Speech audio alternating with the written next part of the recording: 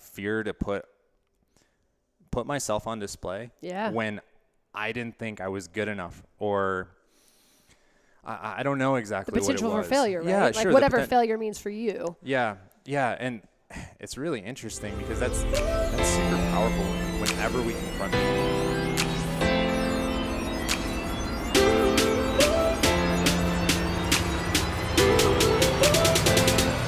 You guys, welcome to another week, another episode of The Boom Show.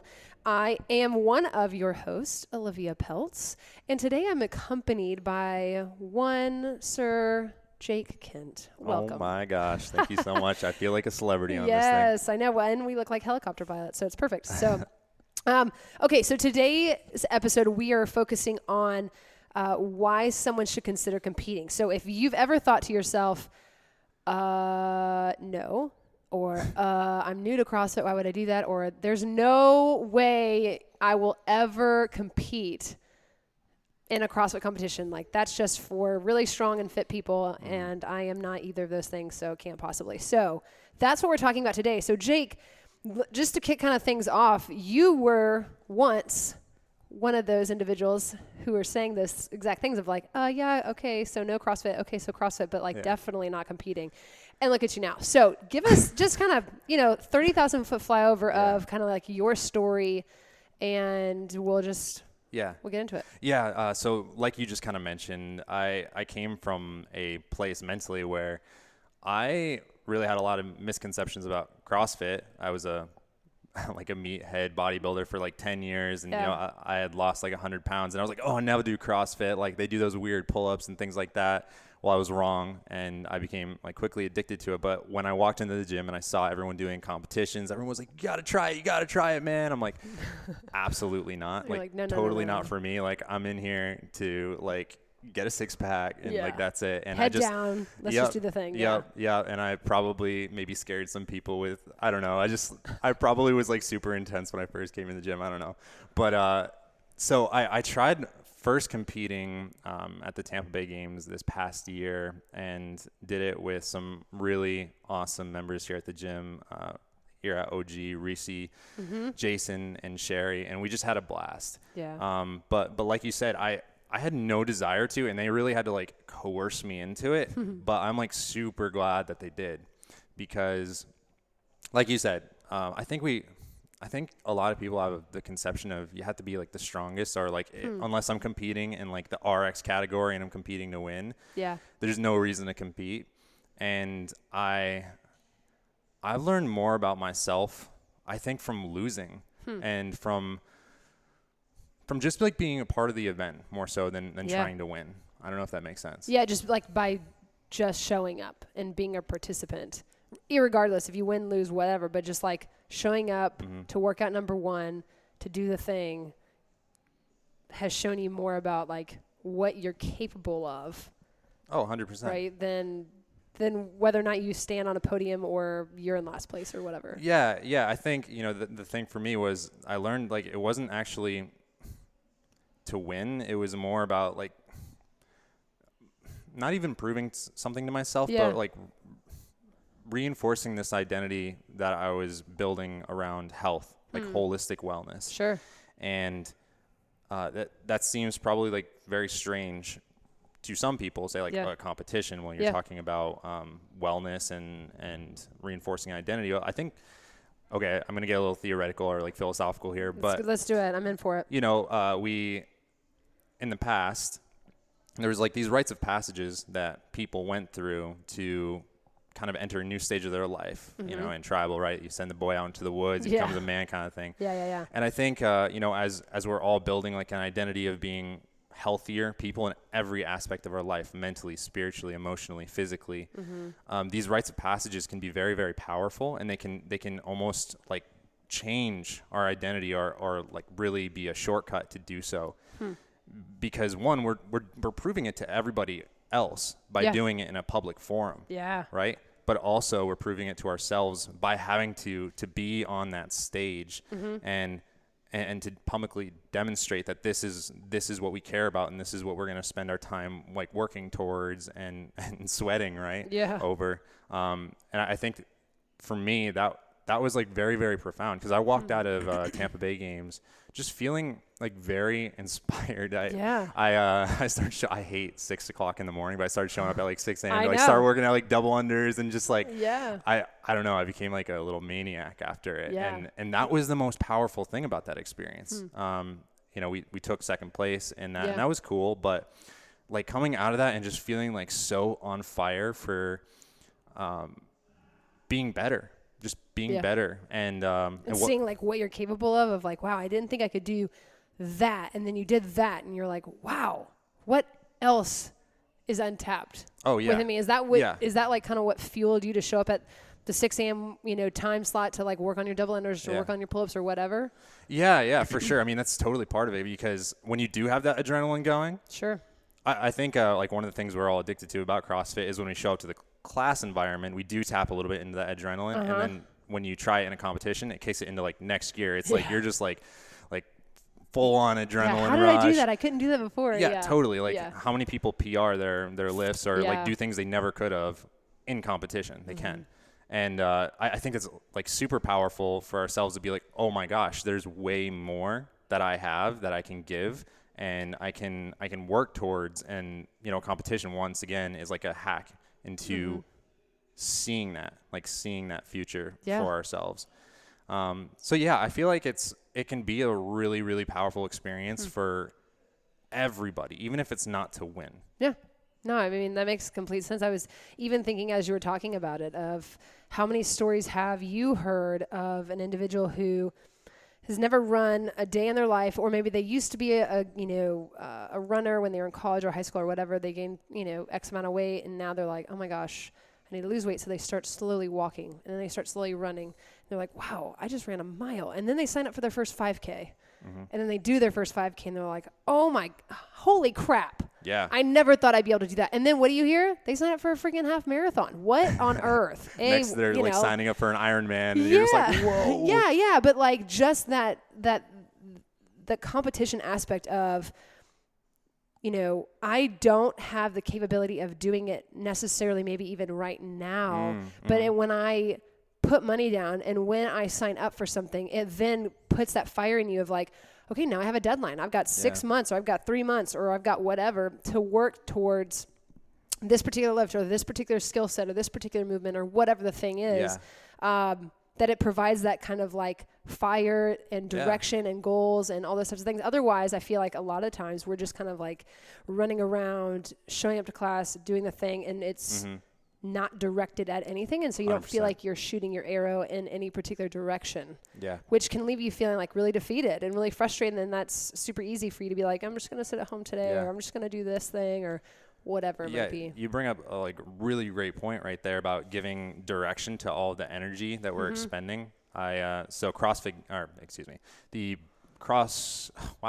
Clearwater Beach Brawl was the latest competition that I did. And so anybody who talked to me before that leading up saw I was freaking out about this one part of the workout, which was like it was a sprint on the assault bike, and I remember you talking about that. the assault bike. I think I told everyone how much I was like planning on like sleeping in that morning. Yeah. And so that morning, right, it was like rainy, cold. Yeah, it was pretty gnarly. Not ideal. Yeah. And it was like raining on my way there. I was like, oh my God, like this is totally not the day for this.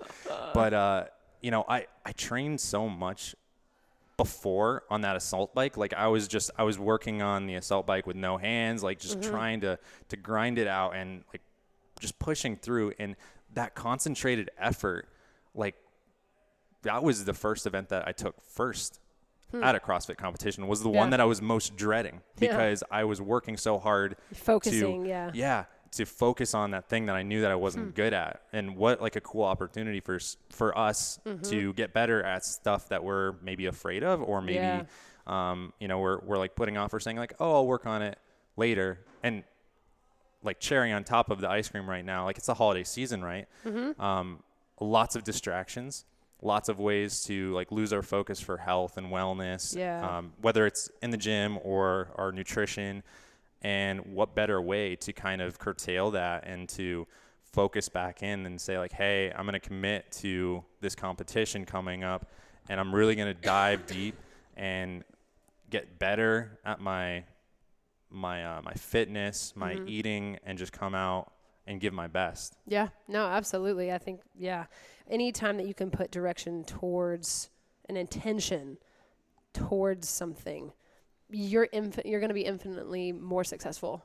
Yeah. And someone's like, I mean, I don't know. I'm just like here to have fun. And because there's no skin in the game, right? And so whenever there's instantly kind of like, hey, I'm being held accountable by these people, or hey, like, we're kicking off a nutrition seminar or a nutrition challenge. And so, just inherently within that, like the accountability and those types of things, I am much more likely to be successful than if I was just like in my mind, I think I'm just going to watch what I'm eating this week. And like, because I'm super quick to justify anything to myself. And the same is true, like in our training of like, I mean, it's fine. Like it's, really early, come 5:30 in the morning, and let me just snooze.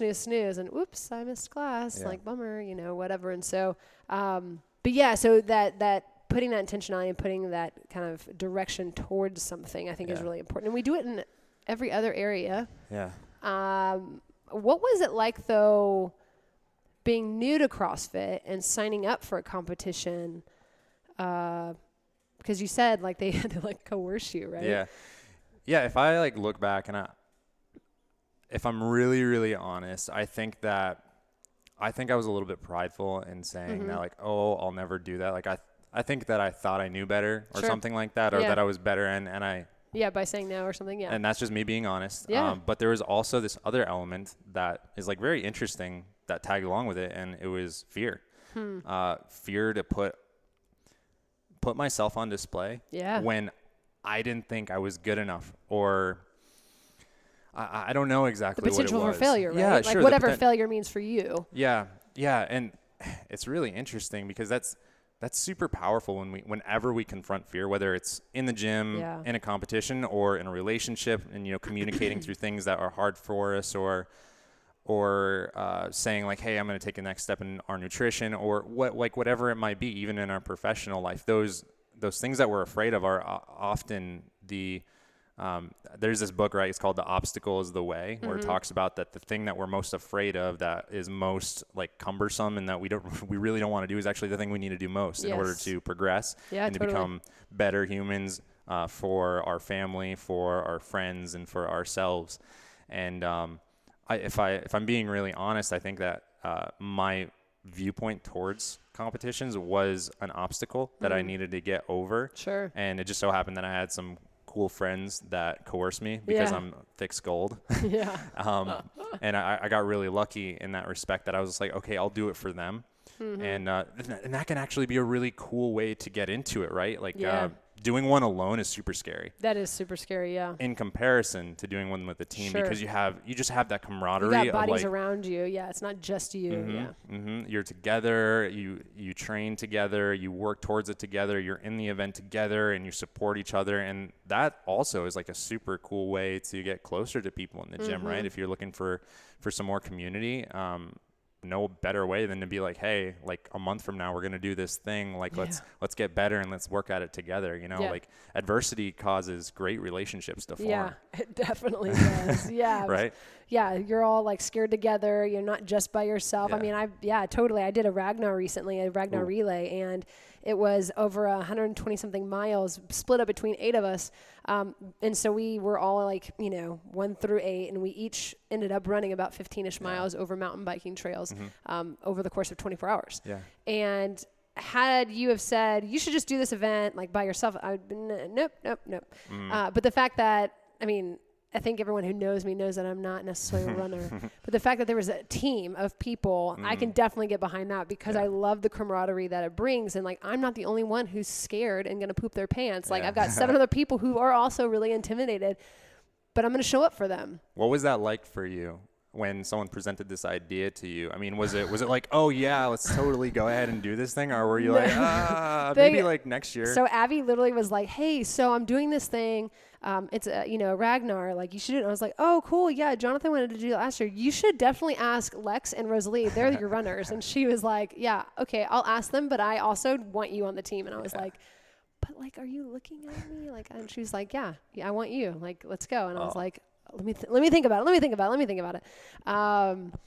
And so my reasonings weren't anything other than, I don't know if I can do it. And that's just my fear, because you can truly do anything that you really want to do. Sure. Will I finish top number 1? No, but it's never my intention or my purpose for doing that. It was truly, I don't think I can do that, so I probably should do that. And I did it.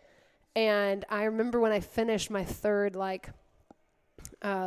loop, because I ended up doing the 4-ish mile loop, the 5.3, and then the 6.6. And so it got harder as it went. Oh, nice. So I ran at 8 p.m. at night, and then 3 in the morning, and then again at 2 in the afternoon. And I remember when I finished that last one, which was the hardest, and my knee was hurting so bad. And I remember when I came into the tunnel or whatever, I have not had that sense of accomplishment in a long time. It was just the coolest feeling of I just did that. And I had a goal in my mind because my knee was hurting of not walking and only doing these certain things and going at a certain pace. And I ended up beating my projected time by a couple minutes, which was really cool because I was super janked up with my knee. And so, it was just man, I'm so proud of myself. And that was just such a cool feeling to be I never thought I could run 15 miles over mountain biking trails. And I hadn't been running either. That's when people are have you been running? I'm no, I ran 4 miles, one time before I did that. And I just did CrossFit before. And so it's you can do it. You truly, if you want to show up and just do it, you will always, I think, surprise yourself at how resilient, it's amazing to me how resilient we are as human beings. When you truly in the grit that it requires and if you find out that when you're pressed hard enough where you tend to buckle or crumble, that's an opportunity to grow. It's well, good. Now we know that under these situations and under these conditions and under this kind of circumstance, you don't perform super well. So what can we do to improve that? So when you do this again, you're going to freaking crush it.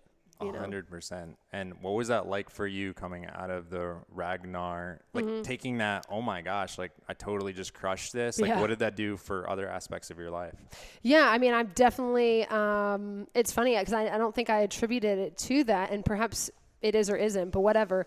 But just the fact that, I did that has also allowed me to be way more, risk taking and just courageous, in my business of cool, I'm going to hire a virtual assistant. Cool, I'm going to do this. And cool, I'm going to do this.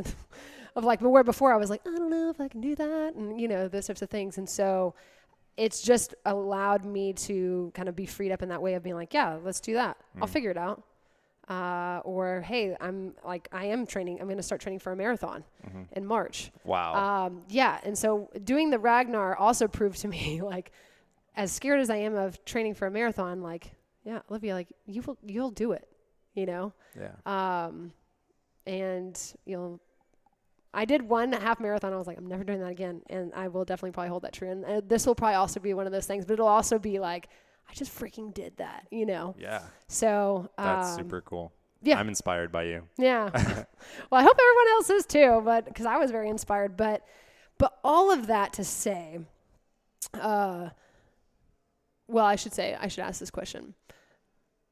Would you recommend someone who is new to CrossFit to put themselves out there, especially when they're I know I can't, or all the different limiting beliefs, right? Or whatever it might be, to go and do that thing, to go and to do a competition with a team of people?